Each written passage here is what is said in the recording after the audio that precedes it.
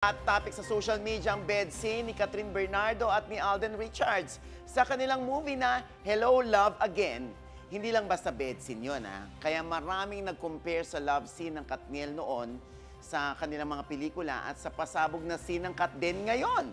Ang issue, sa daming movies ng Katniel noon, sa tingin nyo, bakit ngayon lang ginawa ang ganitong level up na eksena ni Catherine Bernardo? Quizmates, ano ang opinion ng mga katabi nyo dyan?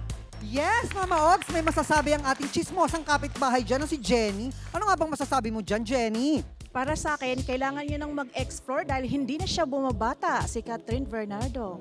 Ay, oo, hindi na daw mababata si Catherine. Eh, dyan naman kaya, Ton. Pang Miss Universe yung sagot niya, mabilis lang, no? Ikaw, Nak, ano masasabi mo? Para sa akin, hindi pwede. Lalo na't nakilala natin si Catherine sa pagiging dalagang Pilipinan, mahinhin, at idol siya ng mga kabataan, lalo na sa pananamit. Oh, galit pa yan, na. Kid? Ayan, maraming salamat sa opinion nyo at dahil dyan, meron kayong regalo from Sulit TV powered by TV5.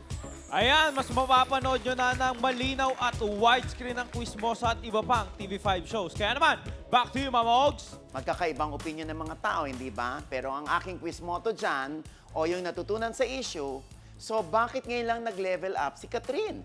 Bakit hindi pa niya noon ginawa ang pagle-level up? Tanong ko sa inyo, naniniwala ba kayo sa right timing? If yes, hinintay ni Catherine ang right timing. At hindi naman siya nagkamali, hindi ba?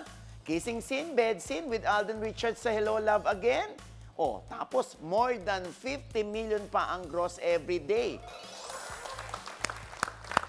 Ang tawag doon, right timing. Oo. At malaking factor din na kaya nang magdesisyon ni Catherine para sa sariling career at growth. Hindi tulad noon na kailangan i-consider ang feelings ng boyfriend si Daniel Padilla. Eh ngayon, single na siya.